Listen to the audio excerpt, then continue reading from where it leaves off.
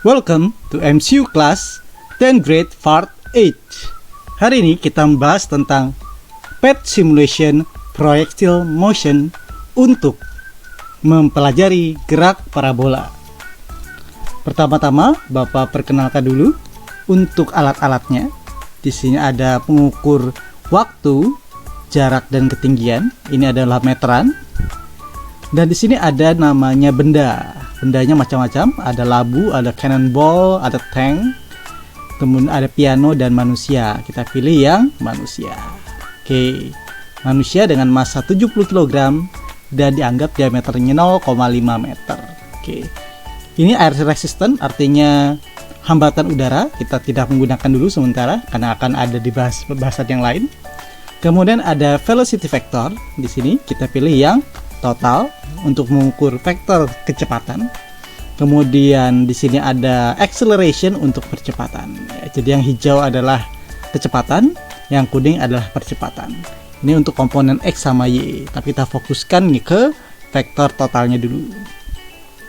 Kemudian kita atur di sini ada yang namanya kecepatan awal ya. Untuk beberapa perhitungan kita tetap 15 meter per second. Nanti kalau anak-anak mau coba silahkan bisa ganti 10 ataupun 20 bebas sampai 30 maksimalnya. Tapi kita ambil yang 15 meter per second.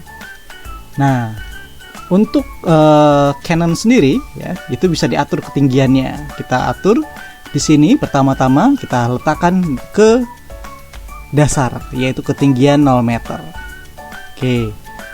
Nah, yang pertama kita akan mengukur ya kecepatan awalnya ada 15 meter per second. Kita akan mengetahui waktu puncak, kemudian jarak puncak, kemudian tinggi maksimal dan juga jarak maksimal, dan dengan melihat fenomena dari vektor kecepatan dan percepatannya. Dengan benda adalah manusia berat 70 kg. Oke, pertama-tama kita atur sudutnya ya, supaya mempermudah. Kita setting sudutnya adalah 30 derajat sesuai dengan sudut istimewa. Oke, pertama-tama ini ada yang namanya eraser untuk menghapus. Ini adalah Canon ya untuk menembak. Kita mulai ya untuk mengukur waktu puncak, tinggi maksimal dan jarak maksimal dengan kecepatan awal 50 meter per second dengan kecepatan dengan sudut elevasi 30 derajat. Oke, di situ ya. Pada saat 30 derajat kita ukur di sini waktu puncaknya berapa. Kita ambil yang warna hijau, kelihatannya anak-anak ya. Nah, ini dia. Nah, jadi kecepatannya 15 meter per second dan waktunya adalah 0,76 sekon pada saat di puncak, dan ketinggian maksimalnya adalah 2,87 meter. Sedangkan range itu adalah jarak pada saat dia berada di puncak, berarti di sini di tengah-tengah sini ya. Berarti jarak dari Canon ke titiknya itu ada 9,93 meter. Nah, berapakah jarak maksimalnya? Kita atur ini, geser sesuai dengan aturannya. Nah, tepat di kaki manusia Canon ya, Rocketman ya. Di sini ada 19,9 meter. Jadi dia berada tepat jatuh di 19,9 meter, itu adalah X maksimal. Oke.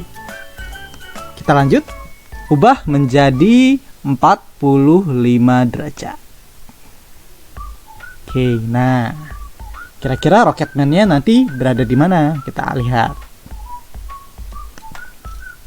Oke, sambil dilihat ya, vektor dan juga vektor kecepatan percepatannya juga kelihatan ya.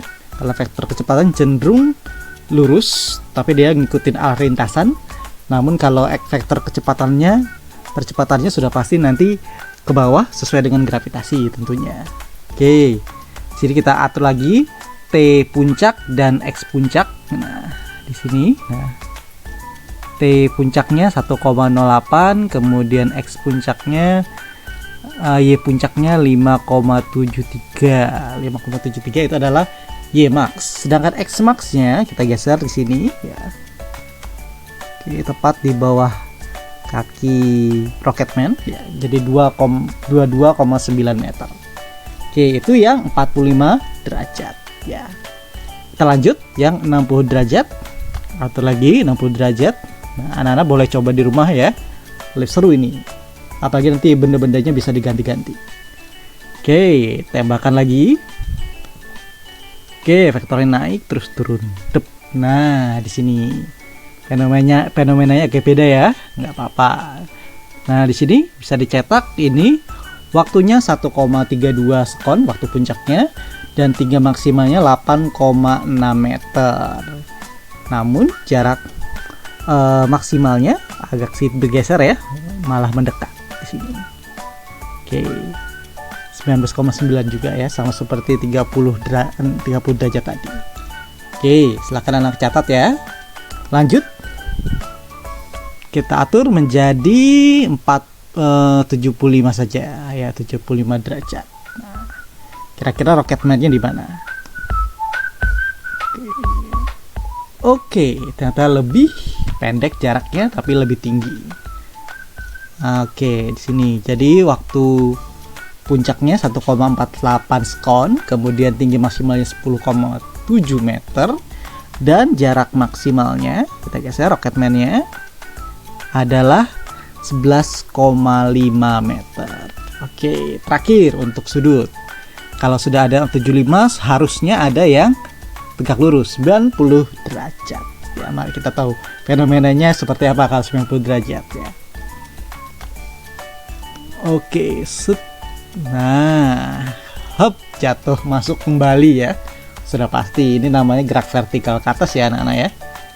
Berarti tinggi maksimalnya nih kelihatannya yang paling tinggi ya. 11,47 tinggi maksimalnya, waktunya ada 1,53 sekon. Jaraknya sudah pasti ya. Kalau kita geser jaraknya adalah tepat di bawah sini ya. Oke, di 0 meter. Jadi jarak maksimalnya adalah 0 meter, sudah pasti karena dia vertikal ke atas ya. Jadi sudah kita tahu ya fenomenanya ya. Dengan sudut-sudut berbeda maka hasil vektor kecepatan dan percepatannya juga fenomenanya berbeda, dan jarak maksimal, tinggi maksimal dan waktu maksimal bisa kita lihat di sini perbedaannya bagaimana. Itu adalah analisis pertama. Kemudian kita lanjut ke analisis kedua.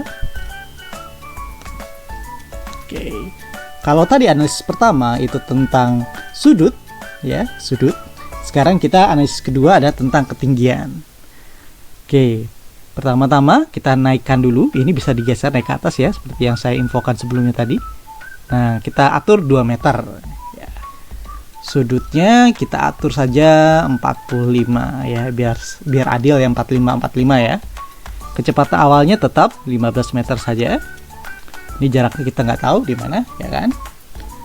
Sekarang mari kita memulai dengan ketinggian 2 meter.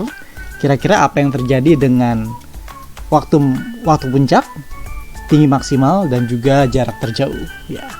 Mari kita tembakkan Rocketman. Oke, di situ ya Rocketman-nya pada ketinggian 2 meter. Rocketman-nya ada di sini ya. Oke, titikku hijau ya kita atur. Nah, waktu puncaknya adalah 1,08, sedangkan tinggi maksimalnya ada 7,73 meter. Berarti jarak terjauhnya adalah 24,9 meter. Itu adalah Rocketman. Ya, teman anak-anak mungkin bertanya nih, manfaat bapak-bapak di sini nggak apa ya? Ini cuma untuk mengetahui bahwa dia sudah melewati tinggi maksimal dari manusia ya. Oke, sekarang kita naikkan dari 2 meter menjadi 4 meter ya. Kita bikin selisihnya 44 gitu ya. Kira-kira nanti polanya bagaimana. Oke, sekarang kita tembakkan.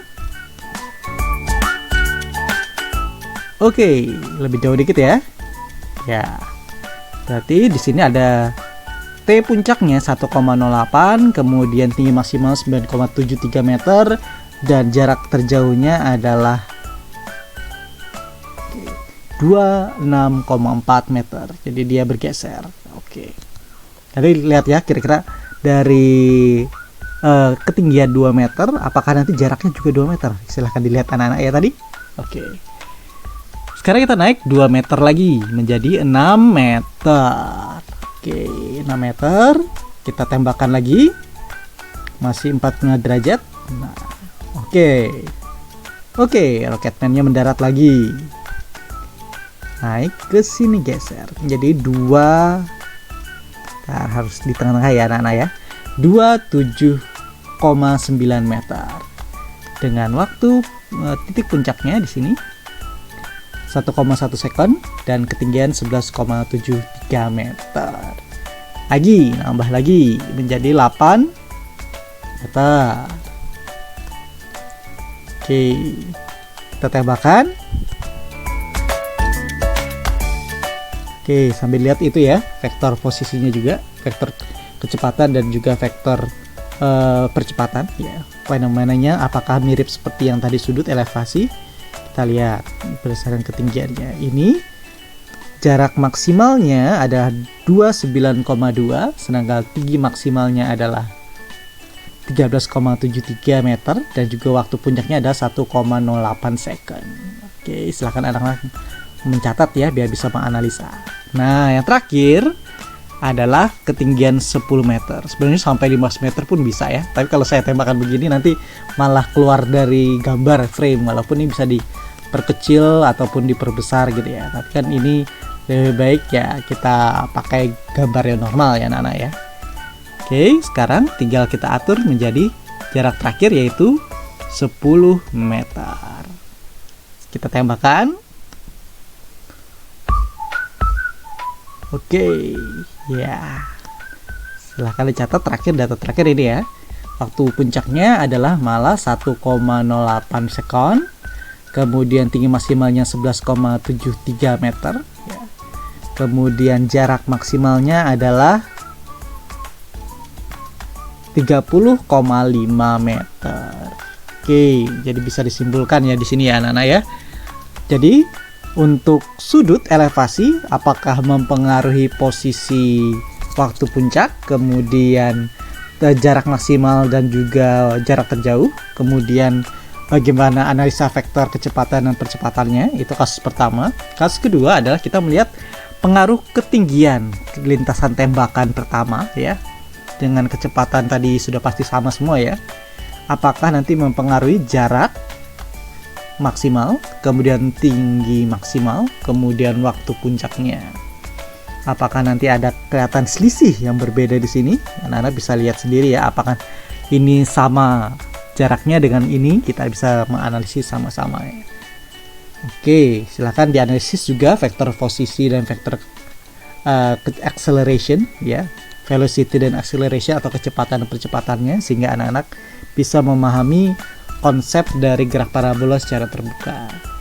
Kita akan nanti bahas lebih lanjut ya dengan benda-benda yang berbeda mungkin ya, benda-benda berbeda ataupun nanti dengan hambatan udara. Silakan anak-anak mencoba sendiri di rumah mungkin dengan model vektor ya, atau drag atau lap. Itu sudah bentuk-bentuknya sudah variatif. Ini lebih ke vektor posisi nanti ya, vektor kecepatan dan percepatan. Di sini adalah hambatan udaranya. Dan juga di sini kalau kita mengubah bendanya, ya jadi di sini lebih kompleks. Silakan. Dan ini adalah eksperimen kita yang pertama ya untuk gerak parabola. Silakan anak mencoba sendiri PET simulation projectile motion-nya untuk memahami konsep gerak parabola lebih detail. Demikian untuk MCU kelas hari ini anak-anak. Silakan mencoba dan silakan berkreasi sendiri dengan PET simulation projectile motion untuk analisis gerak parabola. Sampai jumpa di MCU kelas berikutnya. Sampai jumpa. Terima kasih.